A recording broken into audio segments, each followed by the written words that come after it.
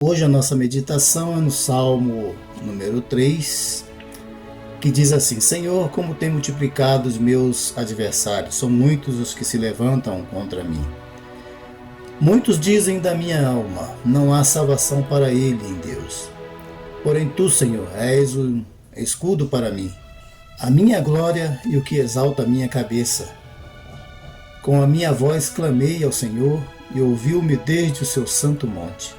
Eu me deitei e dormi, acordei, porque o Senhor me sustentou. Não temerei 10 milhares de pessoas que se puserem contra mim e me cercam. Levanta-te, Senhor, salva-me, Deus meu. Pois feres a todos os meus inimigos nos queixos, quebraste os dentes dos ímpios. A salvação vem do Senhor, sobre o teu povo, seja a tua bênção. Este é um dos salmos chamados imprecatórios. Ele contém imprecações, né? E provavelmente o contexto de 2 Samuel 15, quando Davi fugia de seu filho Absalão. Absalão era um bonitão mais inconsequente, insensato, vaidoso, deixou-se levar pela vaidade, pela força, pela beleza. Era o terceiro filho de Davi, nascido em Hebron, filho de Maaca, a princesa de Gesur. Ele vingou o incesto de seu irmão paterno com a sua irmã de sangue Tamar, e por causa disso Davi o exilou em Gesur por 3 anos. Quando ele voltou fazendo uma campanha contra o pai, na surdina, né?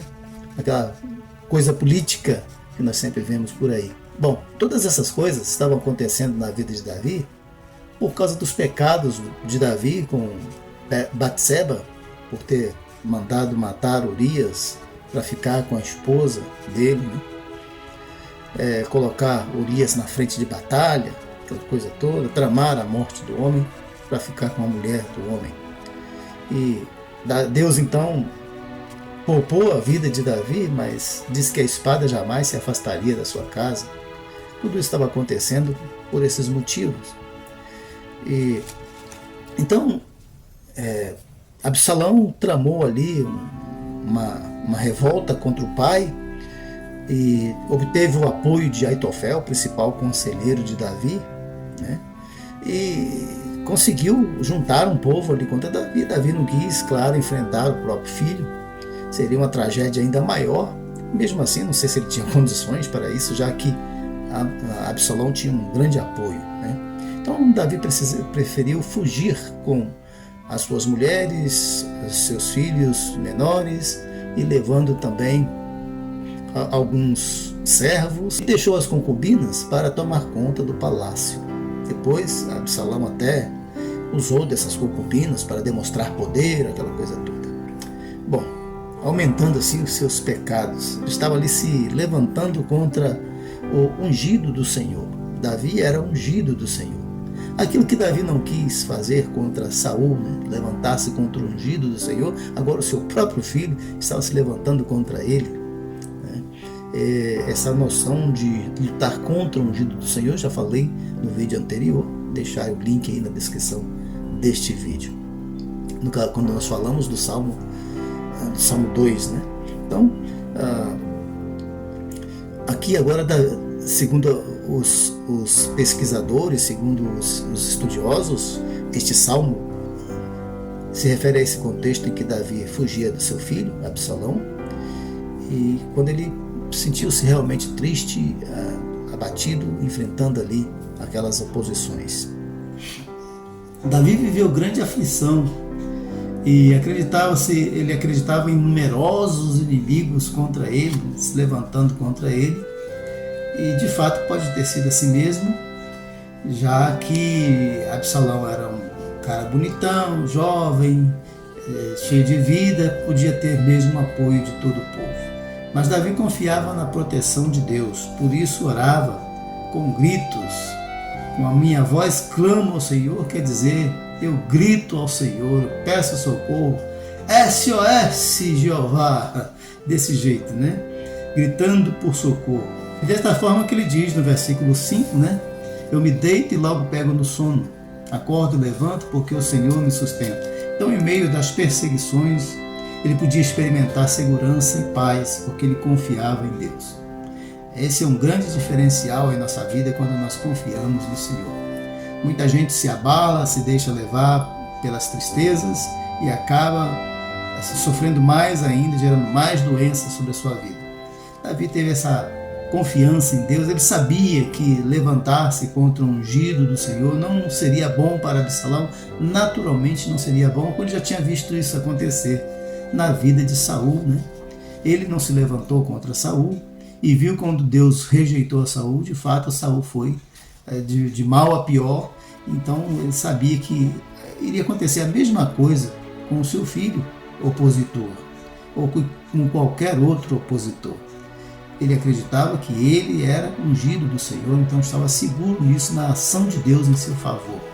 Então, quando nós somos de Deus, pertencemos a Deus, temos um chamado de Deus, Deus é quem age em nosso socorro e a ação de Deus é a melhor. Às vezes nós pensamos que tomar a posição, fazer alguma coisa, lutar com nossas próprias forças, fazer uma aliança política, talvez seja melhor, mas não. O que realmente é melhor é a ação de Deus, entregar na mão de Deus e deixar Ele agir. No versículo 8 ele diz que do Senhor vem a salvação.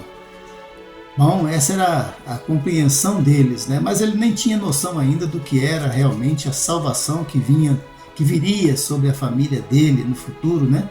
Com a chegada do ungido, ou especial, o Cristo prometido a ele, né? Nós falamos disso no Salmo anterior, Salmo 2, sobre a revolta também dos povos contra o Senhor e contra seu ungido. E Davi não tinha ainda noção de que o Cristo, o Salvador, viria da sua família. Ele pensava num reino, né? Um rei para reinar sobre Israel, como todo o povo sempre pensou assim, né?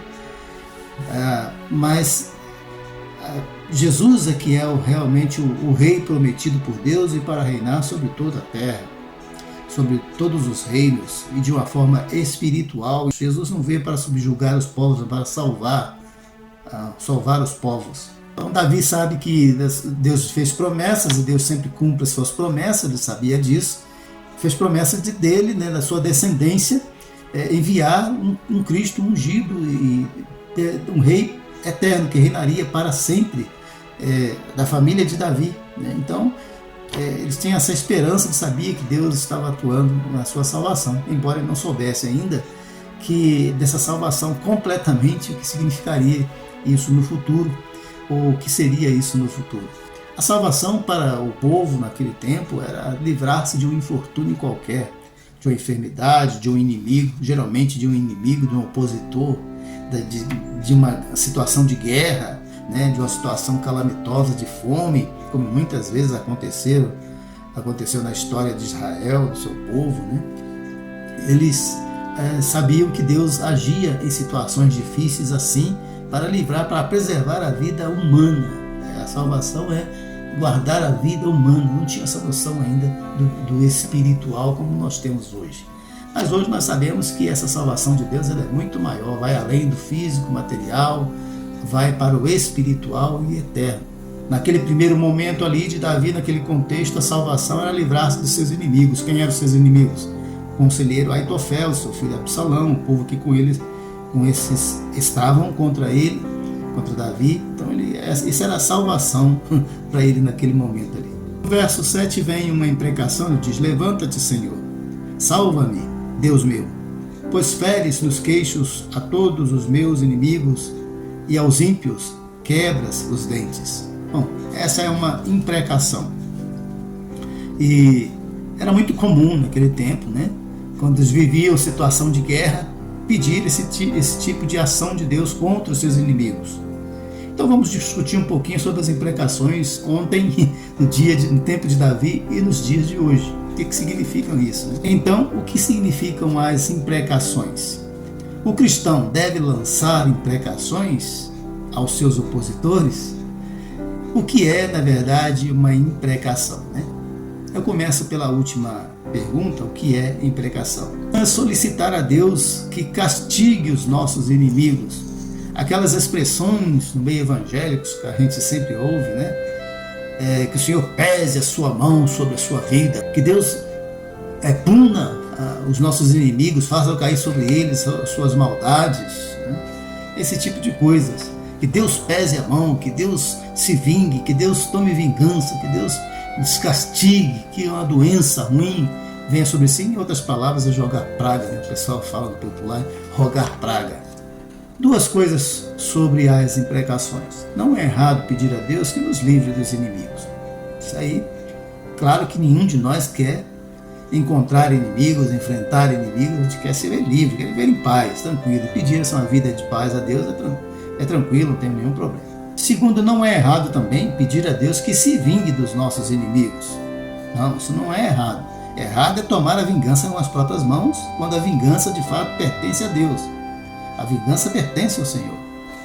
É dele, é Ele quem deve vingar-se. Nenhuma infidelidade vai ficar impune diante de Deus. Então não é errado pedir a Deus que Ele tome a vingança, que Ele exerça a vingança. É errado nós nos vingarmos com as nossas próprias mãos. Não é errado você procurar um juiz, um advogado para vingar-se de uma situação difícil, para te ajudar. É errado você ir lá e tirar a vida de uma pessoa, brigar, ofender. Não é, isso é errado, né? Tomar vingança, prejudicar intencionalmente só porque te fez mal. Agora você procurar o auxílio de um recurso legal que a lei lhe oferece não é errado. Mas há sempre um caminho melhor. Vamos falar um pouquinho sobre o caminho melhor. Olha, Deuteronômio 32:35 diz: minha é a vingança e a recompensa, ao tempo que resvalar o seu pé, porque o dia da sua ruína está próximo, e as coisas que lhes hão de suceder se apressam a chegar. Então, estas palavras foram aplicadas pelo apóstolo Paulo em Romanos capítulo 12, versículo 19, dizendo assim: não vos vingueis a vós mesmos, amados, mas dai lugar à ira, porque está escrito: minha é a vingança, eu recompensarei, diz o Senhor. Então, o cristão não deve tomar a vingança com as próprias mãos de jeito nenhum. A vingança pertence ao Senhor, é dele a vingança. E é errado pedir a Deus que vingue? Não, está clamando a Deus, é uma oração, faz parte de uma oração. Mas, como eu disse, é um caminho mais excelente, um caminho excelente, melhor ainda do que esse. Vamos ver.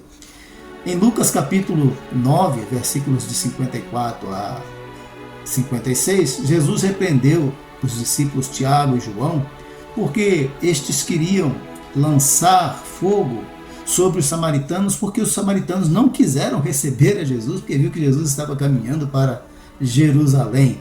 Eles acabaram de ter um encontro no Monte das Transfigurações com Moisés e Elias, e talvez pensando em Elias, o homem de fogo, o homem que gostava de lançar fogo sobre os outros, né?